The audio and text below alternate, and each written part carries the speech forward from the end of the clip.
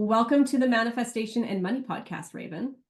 Thank you, Jennifer. It's really an honor. Yeah, I am excited to have you on the show today. I would love for you to share with the listeners who you are and what your story is. Ooh, well, my name is Raven, and it was given to me at birth. Most people ask me that question, so I usually like to share that.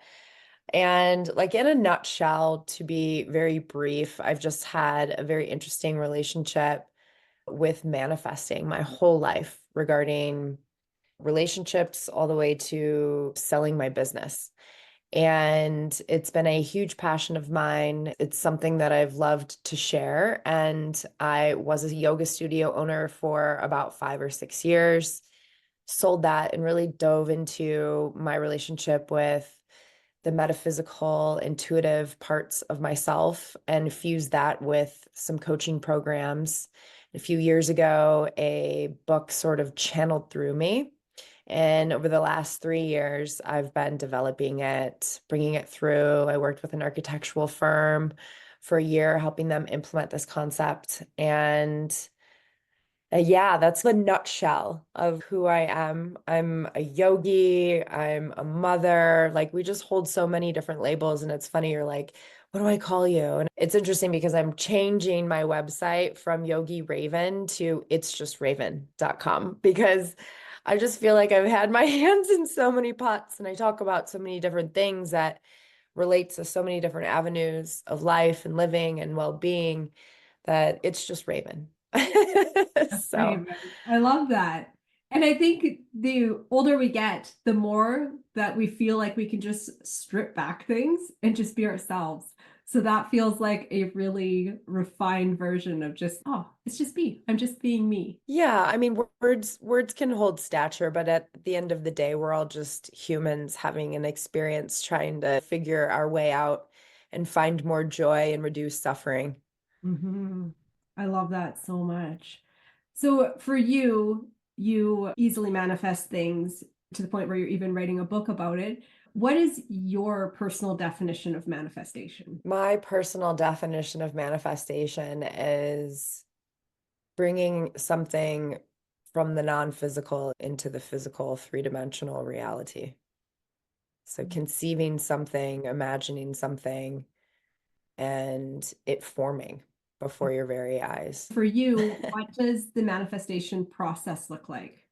Like, say if you were going to go out and be like, I want this thing, I'm going to manifest it. Do you have a specific process that you do? Yeah, there's definitely a method. I call it the magnet mode. And there's tiny little things like manifesting a parking spot, like nearby the grocery store or the restaurant that you're going into. And then there's things that you want to manifest, like creating a multi-million dollar business and company. And those things require a different level of time and effort in order for it to come together. So I think a lot of times people think manifestation is a bunch of woo-woo.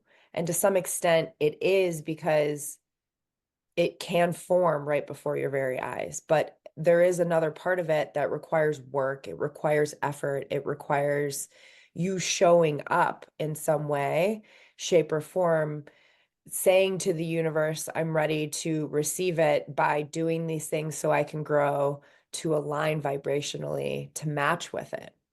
I think that it depends on the thing that you're wanting to create, and then asking yourself, what are those qualities that maybe you need to align yourself with in order for you to receive that?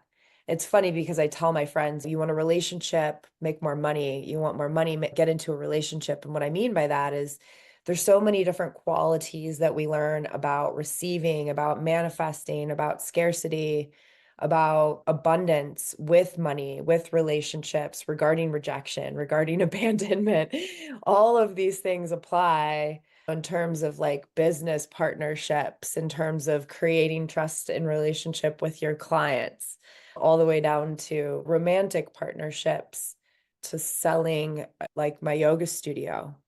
And I sold it like within weeks, 2 weeks before the rent doubled. And the whole storyline behind me selling it was like it was miraculous in itself. And how this person came about finding it, and the alignment with it. Like it's very interesting when you sort of look back and see like how did I actually come about to meet you and cross paths with you. So there are phases, I believe, to manifesting, and you can feel them. You can feel like the initial activation of an idea, a heart whisper, a download, an intuitive thought, whatever you want to call it, come in because it lights you up. It gets you really excited.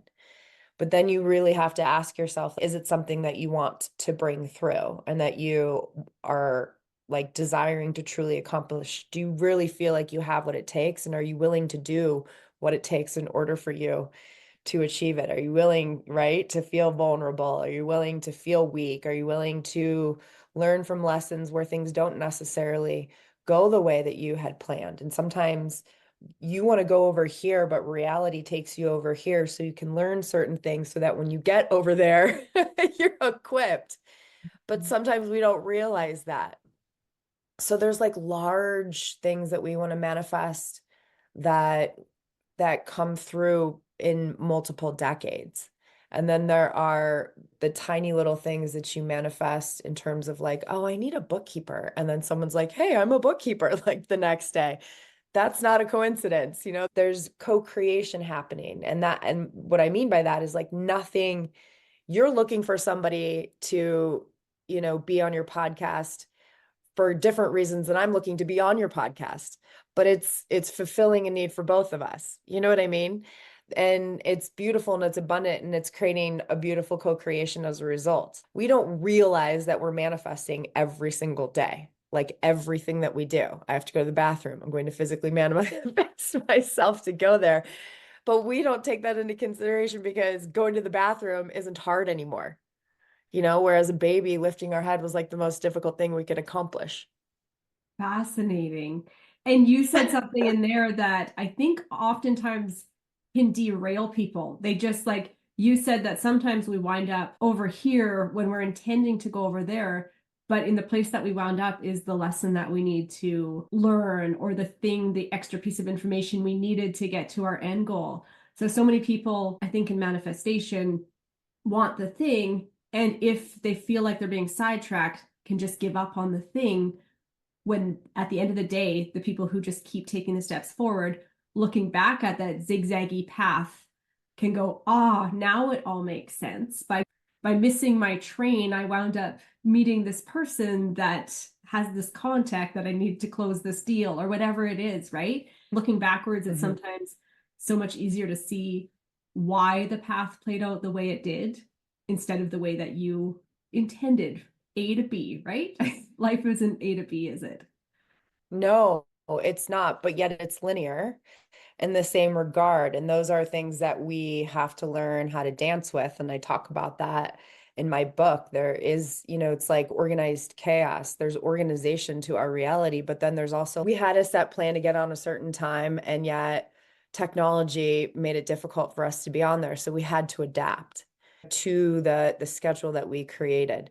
And so there is this like place that it's like levers in a game once we figure out how to work with both of them and not get so irritated if something doesn't go exactly the way it's planned, right?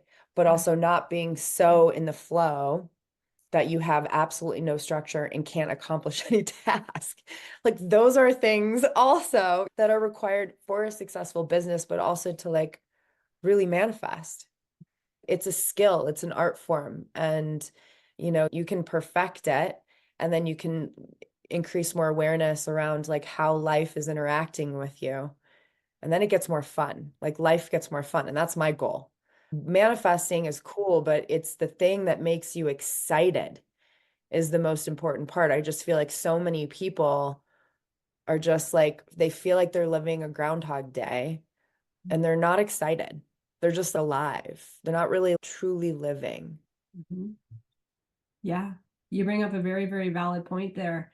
For somebody listening who feels like they're stuck in that Groundhog Day, whether they're at that grind of a job that they just, I just have to do it for 20 more years, right? Clock in, clock out, but that's all they're doing. What do you have to say to those people on how to become magnetic and find that, put the life back in their life, I guess?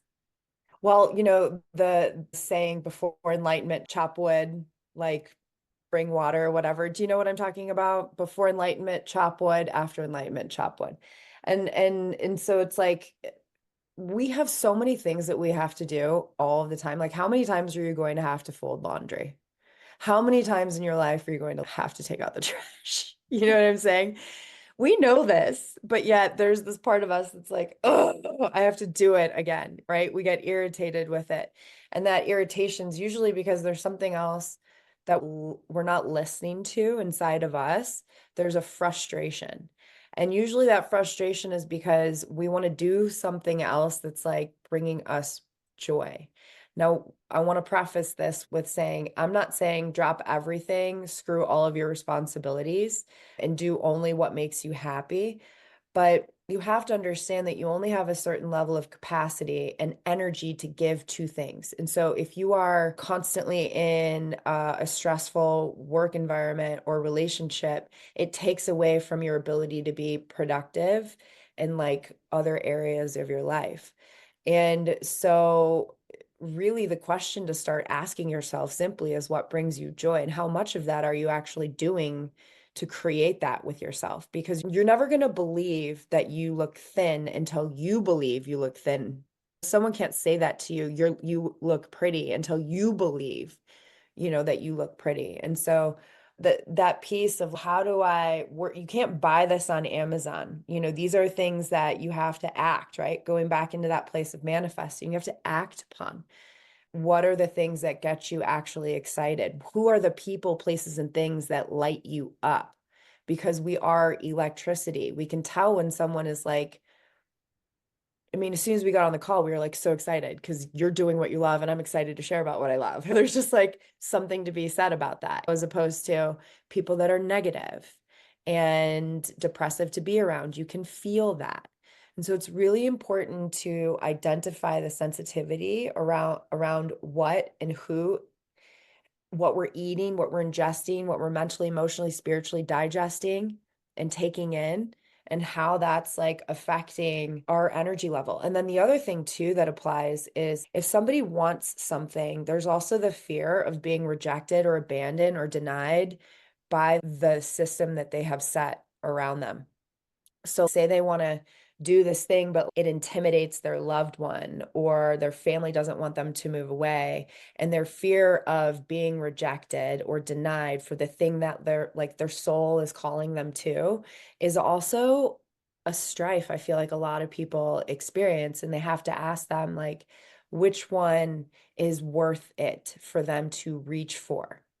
That's a very tricky question there that you just posed. Like, how does somebody know what they should do in that situation? You've got this big goal or pull to go do something, but say it's fear of judgment. How do you balance that and say, oh, I'm going to go choose to do this, even though I know I'm kind of giving up on this? Well, I think that kind of implies the concept of magnetism and what we call independence, codependency, interdependency. And when we have so much of our worth relying on the validation of everything else around us, if and when those things disappear, then we have no like structure within ourself to stay grounded in. So even just sort of asking yourself, who are you outside of A, B, C, D, and E? Who are you outside of being a parent? Who are you outside of being a wife or a father? Who are you outside of being a son or a daughter? Because these labels hold an identity that hold a belief system underneath them that you agree to be with and for that person. You truly have to ask yourself, like, because you have to live with yourself. They don't. So like how comfortable are you? Like, can you let that go? And that's fine if you can. But if that's something that is just brewing up inside of you and causing you to be frustrated, creating toxicity in the environment in itself, via work environment, romantic partnership, whatever it is, like energy isn't destroyed, it's only transformed. And your energy, we're constantly wanting to grow, we're constantly wanting to expand. And if that gets stifled, because we're creators, we're architects, you know, you just have to ask yourself what they say, suffering is optional, pain is inevitable. So it's up to you. It's Mhm. your life. Mhm. You get to decide. Yeah, very well said. There was lots of good advice in there, but ultimately it's up to you, right? And so often, us little human beings, we allow everybody else's opinions and judgments to weigh in on the way we are living our life. And in there, we were talking about identity. And I would love for you to share now, because you're Raven. Who is Raven? What does Raven have coming down the pipeline in your new line of business that you're doing here? Yeah, well, I am excited to help everyone activate their magnetism, their true inner compass, and listen to it and be guided by it so they can be what I call and consider the biggest magnet in the room by just being who they are. When we step into that reality, it completely changes the game. And I am in the process of publishing a few books regarding this magnetism called The Magnet Mode, one regarding specifically how businesses are run, and then how you actually just in general co-create and manifest in the third dimension. I have like a mathematical equation that's connected to it. It's just really powerful, a new word. It's a very different way to view things that we've been known and familiar to for very long, but just, you know, changing the angle of it to help empower you and really find joy in your life. And I've got a new Oracle deck coming out and some planners, and I'm working with clients. It's been a few years in the making. My husband just passed away, and I think that's what you were sort of referring to on June 22nd, a little over 4 months ago. And I just became a single parent. I was in the process of getting all of this going. And so this has been four months of dealing with the transition and the loss of him in our life, of him as the father and, a co-parent to my children. So I'm just here to help be an advocate for healthy grieving and transformation as well. And everyone's going through difficulty, and just because we're going through hard times, it doesn't have to be so painful. And this method, this way of looking at reality, helps you find the blessings and the joy through anything that you encounter. So you can find me at yogiraven.com, which will soon be it's just raven.com. And if you're feeling called to learn more about me or reach out and connect, please do so. Thank you for sharing that, Raven. You are just such a light, especially for the listeners now knowing a piece of your story that would derail a lot of people. So thank you so much for showing up today as yourself and sharing your story and giving people that piece of inspiration that they too can go after their dreams despite what they might currently be going through. Hey, I hope that sparks something in someone and light that fire up, my friend, whoever that is. I hope that motivates you and gets that going because you deserve to be happy. We all do. So thank you, Jennifer. Thank you for having me on your show. Absolutely.